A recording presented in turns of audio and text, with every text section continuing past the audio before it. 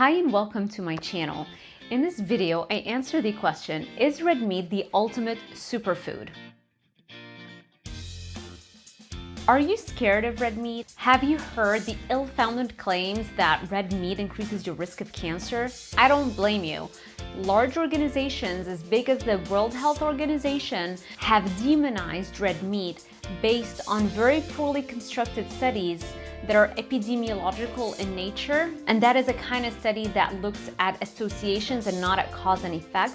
And those studies lumped together red meat and processed meats, and they did not look at the people who ate grass-fed, high-quality red meat in the absence of accompanying highly refined carbohydrates and foods. Unfortunately, to this day, red meat is still demonized.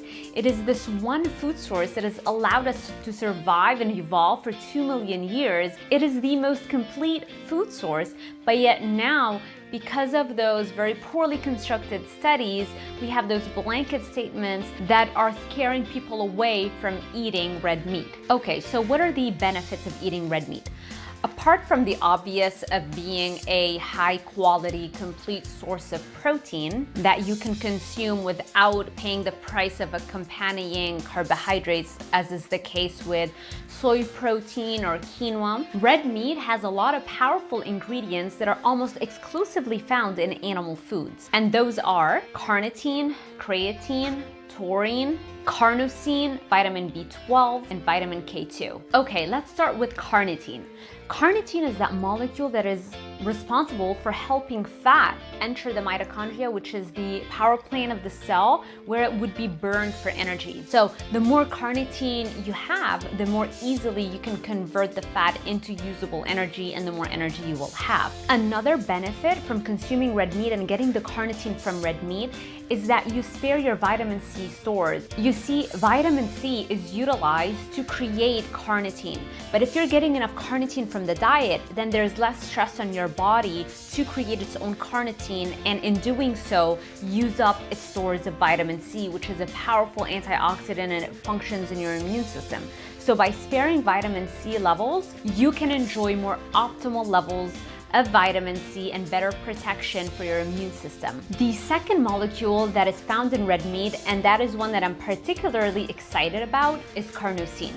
The reason I love carnosine is because carnosine is one of the most effective anti-aging molecules known to researchers. And for the science geeks out there, if you want to know how carnosine slows down rate of aging, it does it in two ways at the very least. The first is that it suppresses something called mTOR, or the mammalian target of rapamycin. And this is important to remember within the context of high protein diets. If you've ever heard that a high protein diet can accelerate aging because it activates mTOR, remember that if you're eating a high protein diet but you're eating a lot of red meat, then you're also getting a lot of carnosine, which is suppressing the function of mTOR. A second way that carnosine slows down the rate of aging is by suppressing AGEs, or advanced glycation end products. What are AGEs, or advanced glycation end products? Those are the molecules that result from overconsumption of sugars and refined carbohydrates, whereby sugar molecules start attaching to your cellular tissues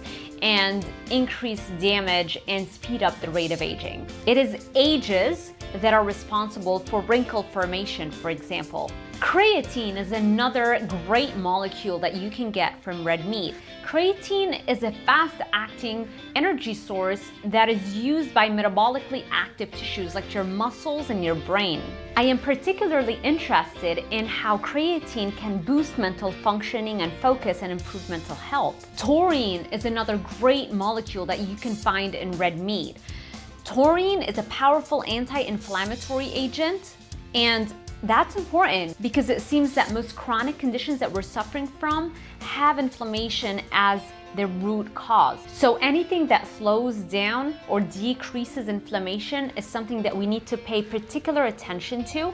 And also, taurine is an amino acid, and a lot of researchers believe that it should be considered as an essential amino acid, which means that a lot of researchers are now believing that taurine must come from the diet because our ability to synthesize it might not be enough for all of the needs that taurine does in our body. Vitamin B12 is particularly rich in meats, and vitamin B12 is key to creating those great mood regulating chemicals like dopamine, serotonin, and others. And finally, vitamin K2 is a recently discovered form of vitamin K. So vitamin K comes in two forms, vitamin K1, which is the plant form, and vitamin K2, which is the animal form. Vitamin K2 is found in grass-fed meats and dairy products. So when you're consuming grass-fed steaks and ground beef, you're gonna get that vitamin K2, which is really important within the context of vitamin D supplementation. When you're consuming vitamin D supplements, your body starts increasing its absorption of calcium. Here's the thing, you need vitamin K2 to usher calcium away from your organs and towards your bones. So when you have optimal levels of vitamin K2, that allows the calcium that you're now absorbing more of because you're taking vitamin D supplements to go into your bones, where now you have strong bones and you decrease risk of osteoporosis, and away from your organs. So vitamin K2 decreases risk of osteoporosis and also decreases risk of heart disease or kidney stones. All right, that's it for this video. If you like this video, make sure you give it a thumbs up. Also, you can subscribe to my channel and you can hit that notification bell button so that you are alerted every time I post a new video. Thank you so much for watching, and I will see you in the next one.